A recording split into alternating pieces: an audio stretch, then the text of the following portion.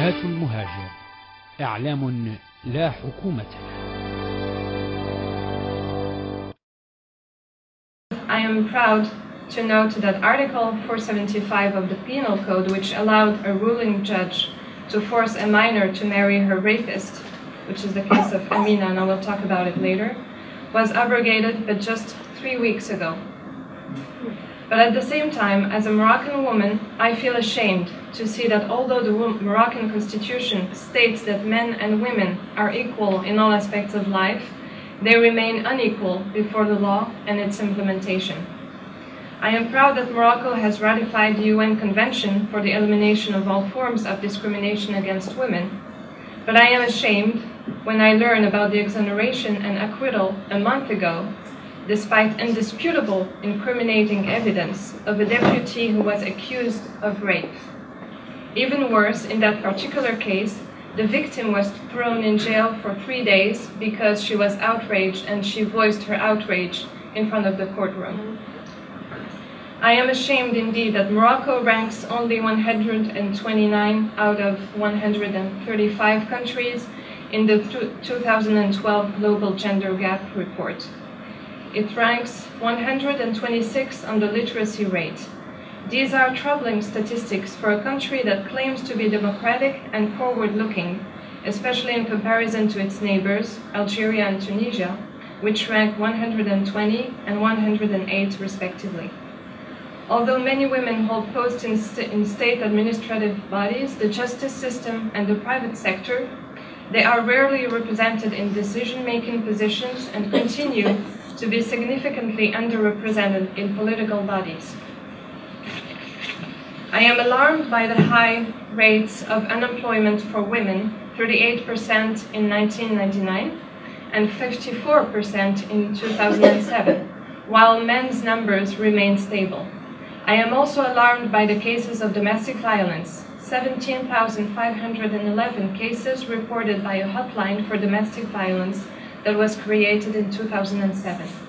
The National Observatory on Violence Against Women, or UNISAIA, recently presented its 4th annual report stating that 55% of women endured continual violence, while 37% experienced frequent violence. 86% of these women are between 18 and 34 years old. 3% of married women will press charges against their husbands, but 38% will drop the charges due to the length of the procedures and their discouragement by authorities who generally look away or just ignore their complaints. I am proud, on the other hand, to see that civil society is standing up, men and women, side by side, protesting against unfair rulings. I am proud to see them protesting outside the town hall of a small town against the eviction of a woman whose only crime was to be a poor and single parent. She later immolated herself in protest against her eviction within weeks of the beginning of the so-called Arab Spring. She died on February 22nd of 2011. I am proud indeed to witness change in some aspects of people's mentality as Moroccans become more willing to address the old taboos of their society. But a huge challenge faces the Moroccan society, just like the Egyptian one actually, and its potential for progress. As Amir al-Mu'minin, the king holds all spiritual and executive power in Morocco, a country perceived as a moderate Muslim country. Yet, during the debate about the reforms of the Mudawwana, he bowed to pressures by Islamists who saw in the UN Convention and the mandatory call for reform of the domestic family law the threat of secularism. Over 500,000 marched in the streets of Casablanca to protest in defense of the family code that they perceive as untouchable and sacred because it emanates from the Sharia. These are the same Islamists who are known for their particular and highly politicized interpretation of Islam, the same Islamists who have come to power today.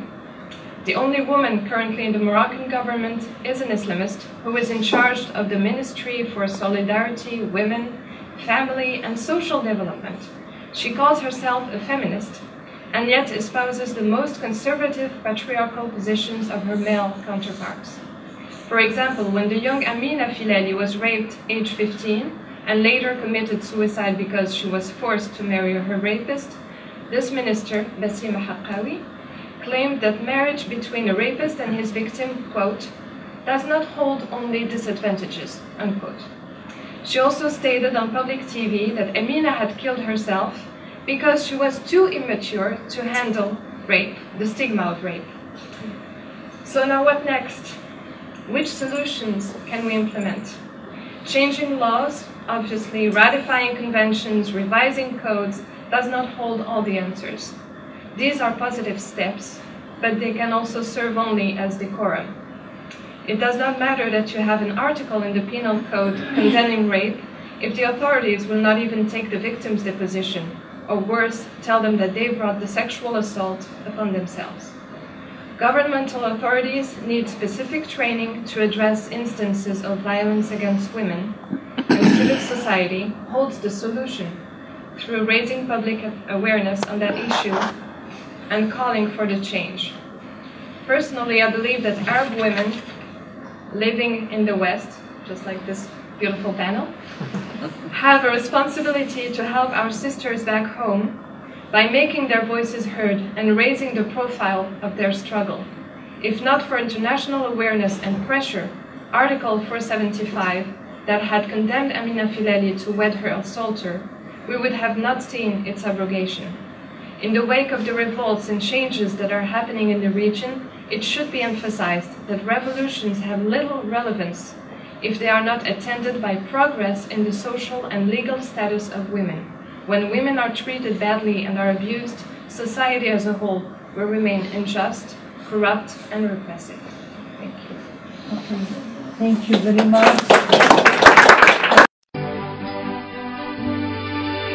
قناة المهاجر، إعلام لا حكومة.